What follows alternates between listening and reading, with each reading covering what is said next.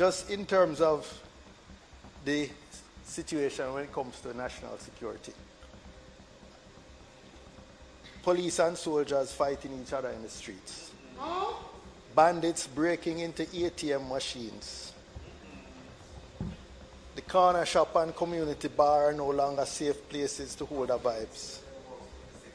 Not even the armed guards, heavily armed guards of the armored courier service companies are safe. In fact, you know, Jamaican people take serious things, make joke.